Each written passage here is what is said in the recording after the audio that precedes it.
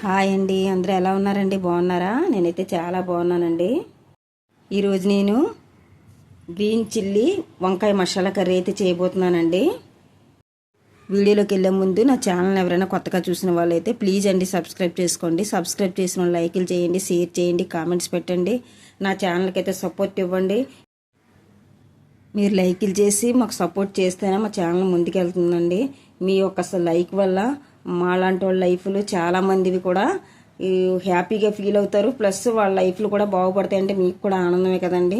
Please అండి like చేసి share చేసి మాకైతే సపోర్ట్ ఇవ్వండి. కావాల్సిన ఐటమ్స్ అండి: వంకాయలు తీసుకున్నాను 1/2 కిలో, పచ్చిమిర్చి, ఆనియను, మసాలా కోసం అండి 2 టీ స్పూన్లు ధనియాలు, 1 టీ స్పూను జీలకర్ర, జీడిపప్పులు కొన్ని తీసుకున్నాను, కస్తూరి మేతి కొన్ని తీసుకున్నాను, స్పైసెస్ అన్నీ కలిపి కొన్ని తీసుకున్నానండి. మరీ ఎక్కువ వేయవలసిన పని లేదు. ఫస్ట్ కొత్తిమీర, పుదీనా అండి, గ్రీన్ చిల్లీ, అల్లము, వెల్లుల్లి, ఆనియను, టమాటా. ఈ చూపించిన ఐటమ్స్ మొత్తం కలిపి మిక్సీలో వేసుకొని మెత్తని పేస్ట్లో చేసుకోండి. నేను చూపించిన ఐటమ్స్ అన్నీ మెత్తగా పేస్ట్లో పట్టించుకున్నానండి. ఇప్పుడు కొంచెం సాల్ట్ వేసుకుందాము ఆ పేస్ట్లో. ఆల్రెడీ నేను పేస్ట్లో పచ్చిమిర్చి యాడ్ చేశాను కదండి. ఇప్పుడైతే కొంచెం కారం వేసుకుందాము. మరీ ఎక్కువ వేసేకండి, మళ్ళీ కారం చూసుకొని వేసుకోవచ్చండి కావాలంటే. కర్రీలో కలిపేసుకోండి.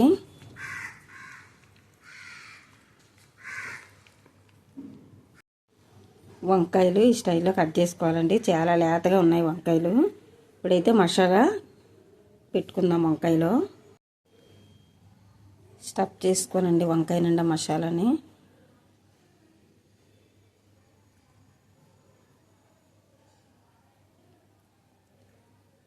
అన్ని కాయల్ని ఇలాగే మసాలా పెట్టేసుకోండి.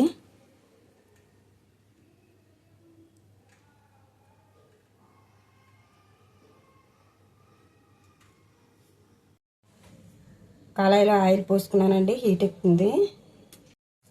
ఆవాలు జీలకర్ర వేసుకోవాలి, ఆనియన్స్ వేసుకోవాలి, పచ్చిమిర్చి వేసుకోవాలి, కలుపుకోండి.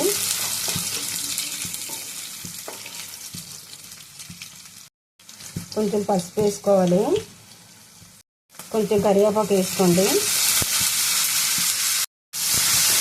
కలుపుకోండి. ఆనియన్స్ మొత్తం బ్రౌన్ కలర్లోకి రావాలండి. మొత్తం పోపు అంతా బ్రౌన్ కలర్లోకి వచ్చింది. ఇప్పుడు మసాలా పెట్టుకున్న వంకాయలు వేసుకుందాం.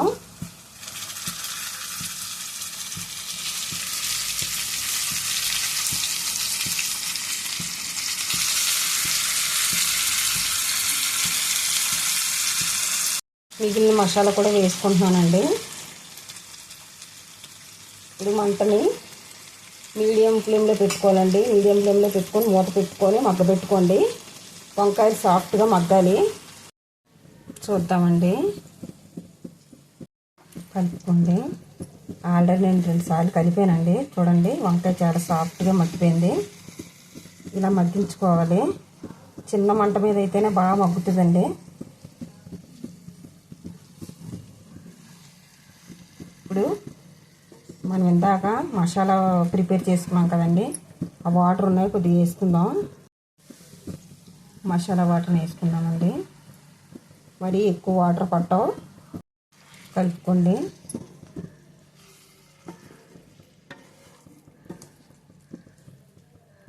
సాఫ్ట్ అయిపోయిందండి వంకాయ మొత్తం.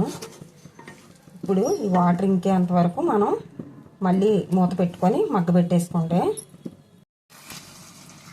కూర అయితే బాగా దగ్గర పడిపోయిందండి, దిగిపోయింది, కుక్ అయిపోయింది. కర్రీ అయితే చాలా సాఫ్ట్గా చాలా టేస్ట్గా ఉంటుంది. పైనండికి అయితే కొంచెం కొత్తిమీర వేసుకోండి, కలుపుకోండి.